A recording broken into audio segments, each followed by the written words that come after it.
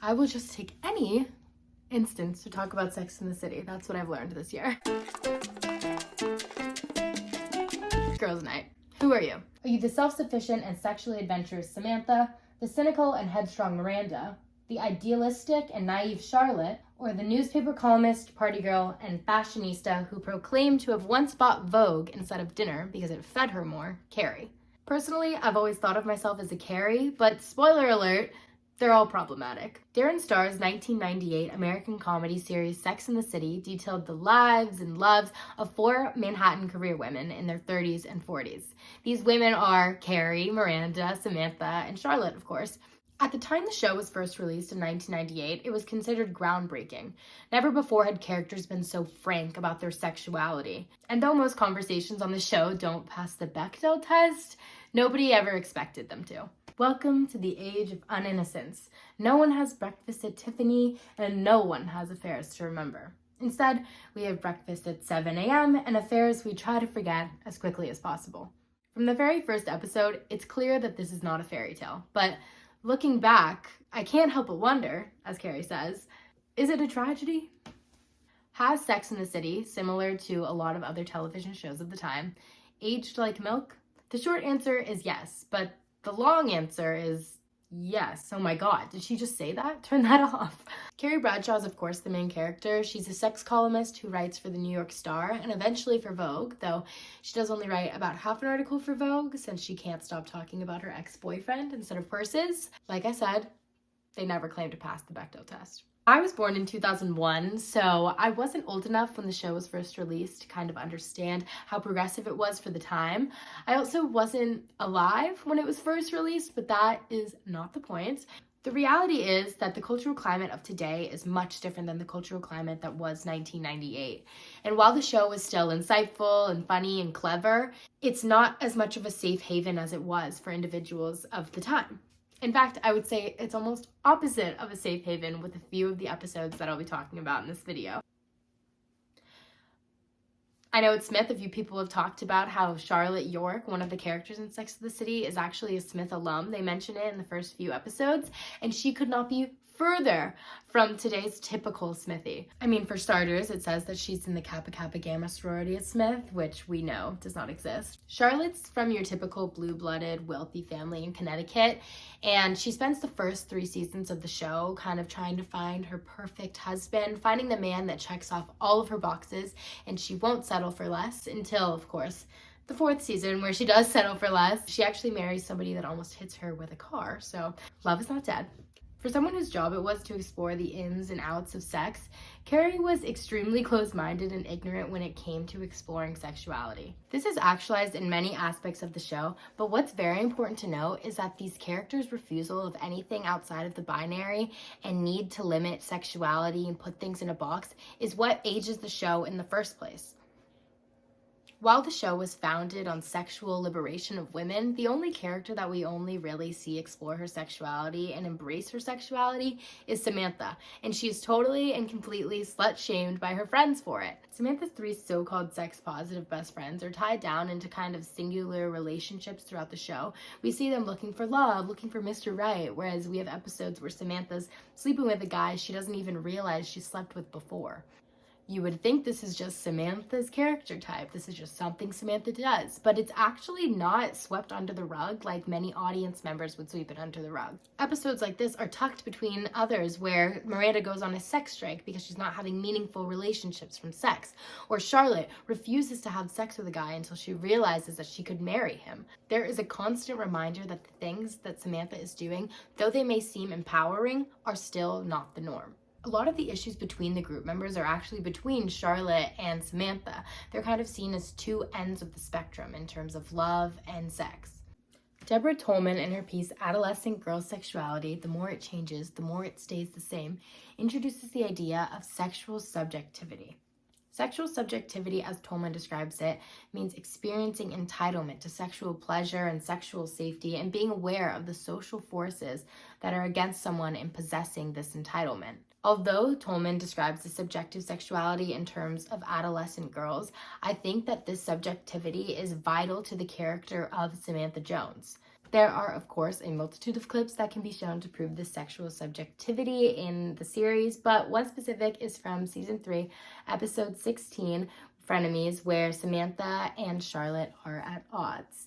Charlotte's having a bit of a problem with her husband Trey in the bedroom. Samantha is, of course, having no such issues. She's describing to her friends one of her recent affairs, and as they ask her questions, she seems not to know the answers to anything. She doesn't know his name or what he does for a living. I'm telling you, we almost broke the bed. You can't break a bed. What does this stallion do for a living? I'm not sure. Huh. Hey, does he go to Mickey Mantle's? You got me. This begins to frustrate Charlotte, the resident relationship girl, because she thinks that sex should be between two individuals that are in love. How can you not know anything about him? You slept with him. I fucked him. He made me come 6 times. It's good enough for me. Stop it! Why do you always have to talk about sex like that? Because I can.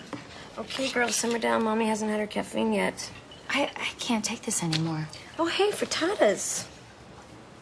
Sex is something special that's supposed to happen between two people who love each other. Or 2 people who love sex. Oh my God, you're such a... A what? What am I, Charlotte? When are you gonna learn that you can't just sleep with everything that comes along? Hey, Mrs. Softy, at least I'm getting laid. And you can forget Samba. This clip directly proves Samantha's sexual subjectivity. We see her firsthand experience this entitlement to sexual pleasure and sexual safety, and is combated by Charlotte, this idea of marriage and this idea of relationships, as she is the social force that's against these entitlements. Even upon our first introduction to Samantha in the very first episode of the series, we hear that she has sex like a man, and that's what she aspires to do, always. Look, if you're a successful saleswoman in this city, you have 2 choices. You can bang your head against the wall and try and find a relationship, or you can say screw it and just go out and have sex like a man. You mean with dildos? No, I mean without feeling. The other women don't understand it, of course, because why would they ever be able to possibly understand Samantha? Remember that guy that I was going out with? Oh, God, what was his name? Drew. The sex guy. Right. Well, afterwards, I didn't feel a thing. It was like, hey, babe, gotta go. Catch you later. And I completely forgot about him after that. But are you sure that that isn't just because he didn't call you? Sweetheart, this is the first time in the history of Manhattan that women have had as much money and power as men. Plus, the equal luxury of treating men like sex objects. Oh, come on, ladies. Are we really that cynical? What about romance? No, who needs that? What are you saying? Are you saying you're just gonna give up on love? That's sick. No. Believe me, if the right guy comes along and you two right here, this whole thing, right out the window. I don't think so. There's even a whole other episode dedicated to this idea. In season 2, episode 11, we meet Dominic, the only man that has ever broken Samantha Jones' heart. We find out that Dominic and Samantha were previously in a relationship, but Dominic, once getting Samantha to actually let her guard down and fall for him, upon seeing him, she decides not to shy away from conversation, but rather to make him want her. She decides to turn the tables on him. She decides to have sex like a man. Having sex like a man, of course, means meaningless sex and casual sex, where you get what you want, when you want it, emotions not attached. At the end of the episode, when Samantha thinks she's lured Dominic back in, he says that he's going to miss her so much. When she asks what happened, he tells her that, of course, he's leaving her for a model. She says, "How could you do this to me? I was supposed to do this to you. This is all wrong. I had a plan." And as she watched history repeat itself, as Carrie says, Samantha realized that she couldn't do what Dominic did. She hadn't evolved past having feelings. I would show that clip directly, but unfortunately, beside a few, there are not many clips put online, and HBO doesn't let you download clips onto your computer. So, I hope I did a good reenactment. As I said, I'm a Carrie, so maybe I got the point across. Regardless, both this clip and the last prove points made by Elizabeth Armstrong in her piece Is Hooking Up Bad for Young Women? In her section, Hookup Problems, Relationship Pleasures, Armstrong details the sexual double standard that continues to be pervasive in hookups. Armstrong writes that guys can have sex with all the girls and it makes them more of a man, but if a girl does it, then all of a sudden she's a hoe and she's not as quality of a person. The girls make it clear throughout the show that the promiscuity that Samantha has is something that they would not find acceptable for themselves. Carrie says in one season 5 episode that it's not her style, but she admires her for putting her sex out there. While this may seem genuine, Carrie is reinforcing the idea that Samantha is someone to be mocked at, to be laughed at, and not someone to be emulated. Similar to Tolman, Armstrong analyzes hookup culture in adolescent girls, but the sentiment remains the same. The issue is not hookup culture itself. The issue is the moral panic from casual sex, especially when the power for this casual sex lies with the woman. Sex and the City markets itself as being empowering for women, but really it's just another extension of the male gaze. All the characters besides Samantha want to be in these relationships, so they're upholding relationship ideals. Charlotte's frustration with Samantha in that season 3 clip proves what Armstrong describes as limited liability hedonism.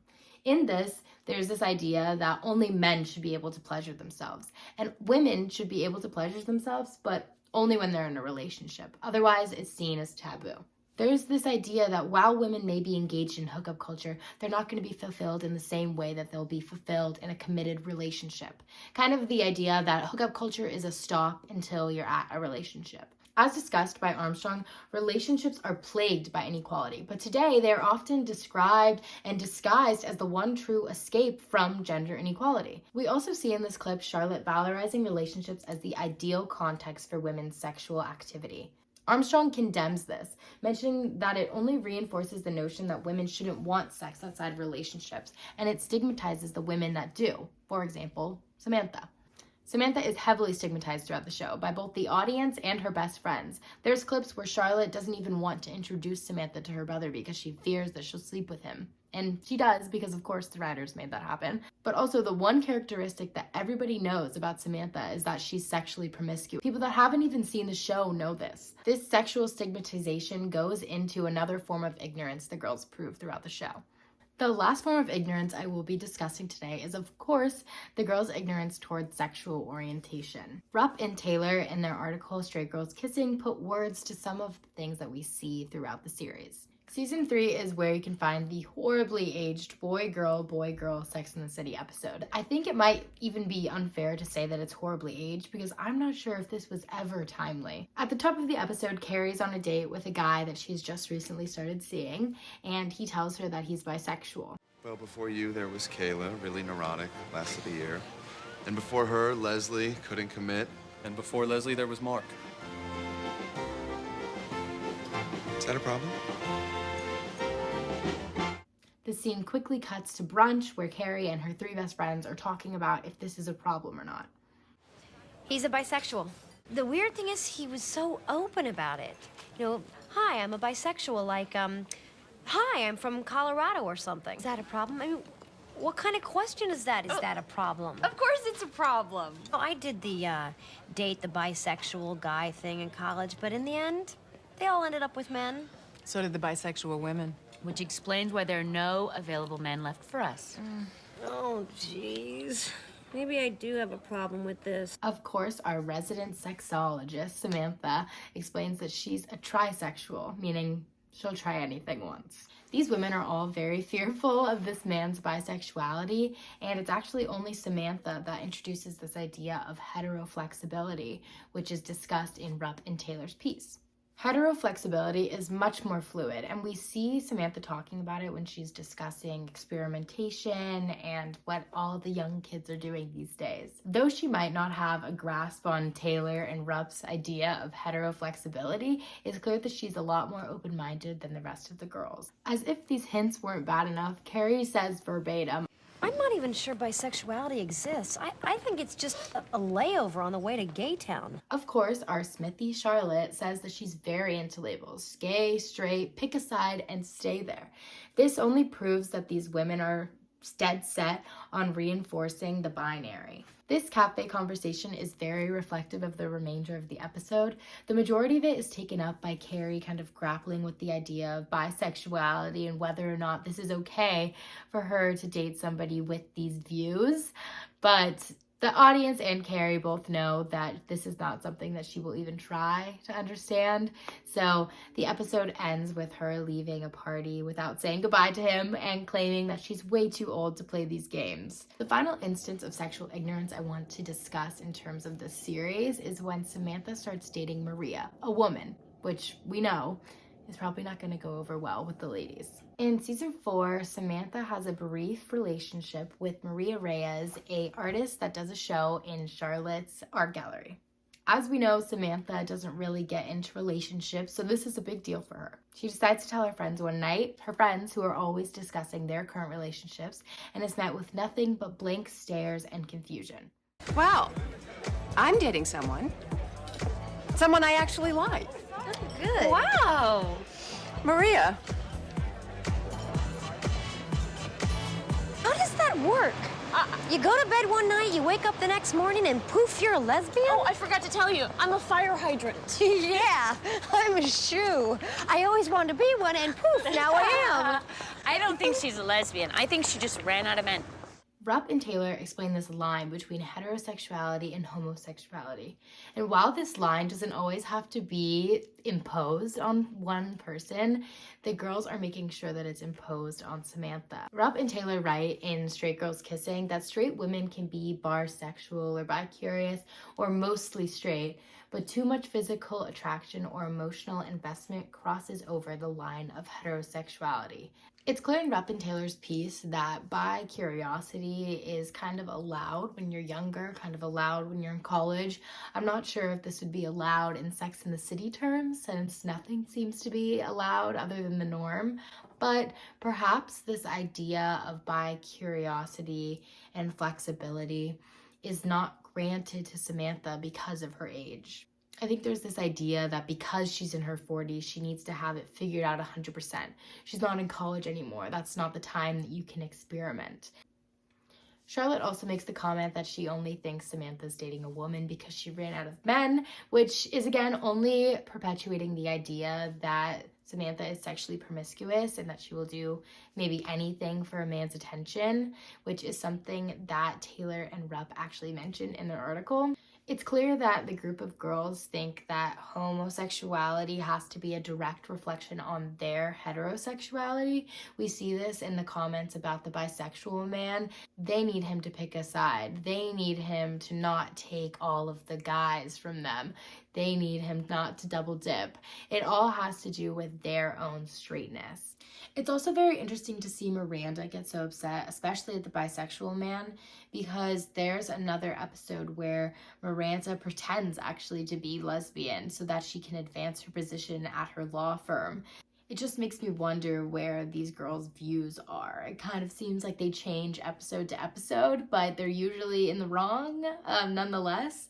It's okay to be bisexual or to be lesbian when you are advancing your career, but it's not otherwise. Though her friends don't accept her as a bisexual woman or as a lesbian, Samantha is still granted access to experimentation. This is access that was not granted to the bisexual guy that Carrie was dating. Rupp and Taylor actually touch on this. They mention at the end of their article, Straight Girls Kissing, that there is a lot of leeway for women's same-sex behavior with straight identity, but it's different than for straight men, who experience the same-sex interactions in a more private space, away from the gaze of women.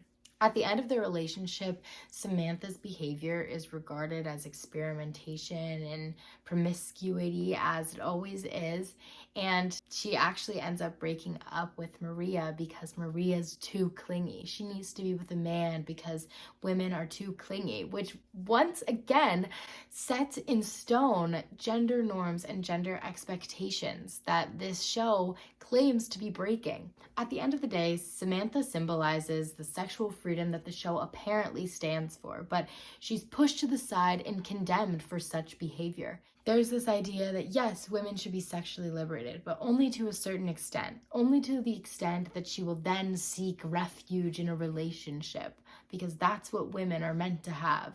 You can have this freedom as long as one day you don't. While a woman may be sexually promiscuous, it's merely a pit stop, as Carrie mentions, to this relationship. Even Samantha at the end of the show finds somebody to have a long-lasting and meaningful relationship with. These women can have cafe after cafe discussions about how they don't need a man, but at the end of the day, they're all looking for love, and they won't be settled until they found love. Samantha Jones takes an alternate path, and romantic love is the bonus on top of her already liberated life. The other women on the show, don't allow themselves to be liberated. At least, not in any way outside of the norm.